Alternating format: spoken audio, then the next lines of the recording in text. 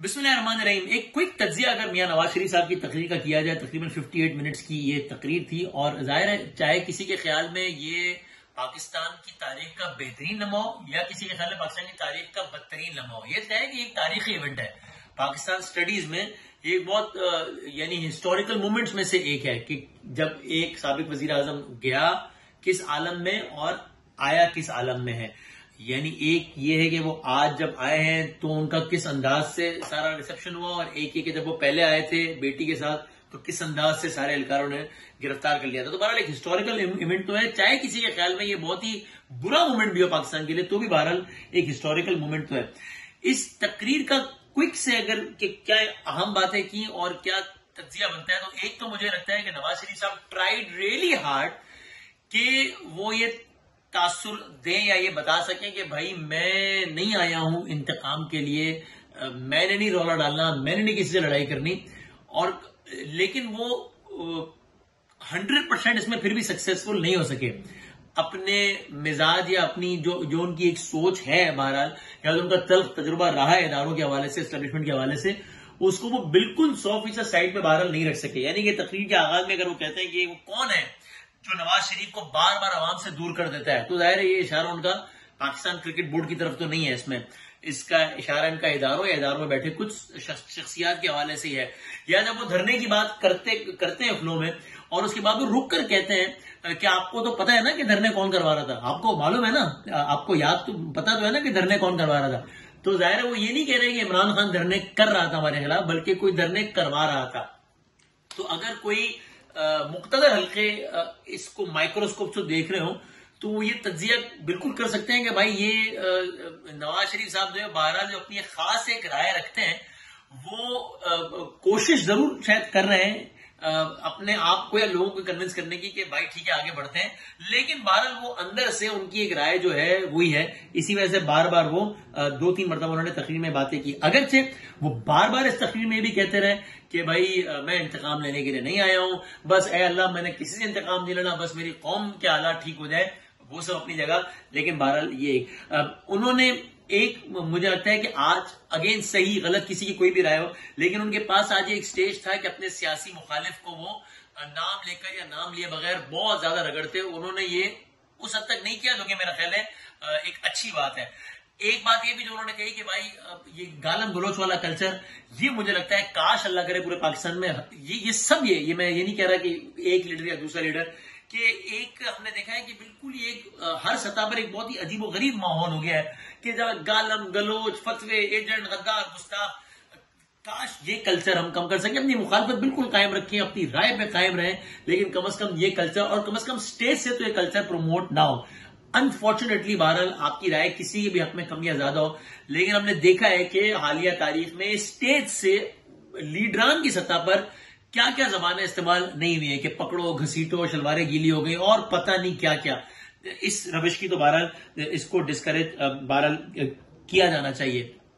एक और जो मुझे लगता था वो वही हुआ कि नवाज शरीफ साहब नैरेटिव क्या बनाएंगे, तो वो ये कहेंगे नहीं कि पिछली 16 माह की हुकूमत से हमारा कोई ताल्लुक नहीं है, ये कहेंगे नहीं, लेकिन अपने अल्फाज में नहीं कहेंगे, लेकिन असल में वो यही कह रहे होंगे कि वो पिछली 16 माह की हुकूमत को एक तरीके से बस यानी डिसोन ही कर रहे होंगे।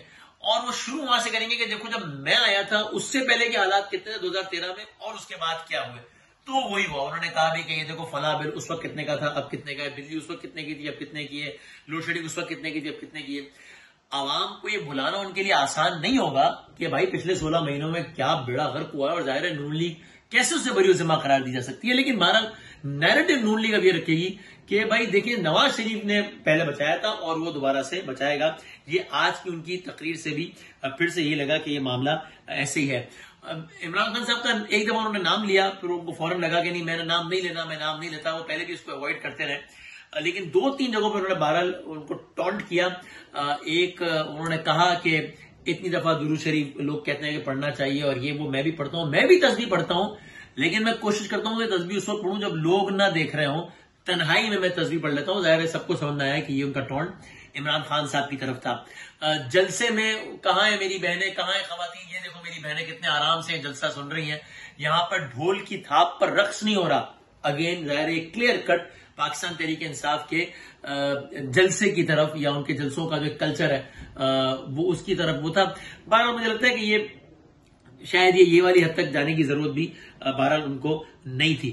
لیکن جب وہ یہ کہتے ہیں کہ لوگ مجھ سے پوچھتے ہیں کہ میرا بیانیہ کیا ہے, تو دیکھو میرا بیانیہ ہے اورنج لائن, میرا بیانیہ ہے فلاں. تو یہ بڑی کلیئر ہو گئی بات کہ وہ ووٹ کو عزت دو, سول سپریمیسی, یہ بات اب کم نظر آنی ہے یا نہیں نظر آنی نون لیگ کے جلسوں میں, اور یہ زیادہ نظر آنی ہے کہ دیکھو میں نے بجلی سستی کی, دیکھو میں نے دہشت گردی ختم کی, دیکھو میں نے پل بنایا, دیکھو میں نے سڑک بنائی, دیکھو میں نے میٹرو بنائی, دیکھو میں نے اورنج لائن بنائی, دیکھو میں نے کراچی میں گرین لائن بنائی. تو یہ کلیئر ہے کہ یہ معاملہ اب نون لیگ کا بیانیے کا اس انداز سے رکھنا ہے.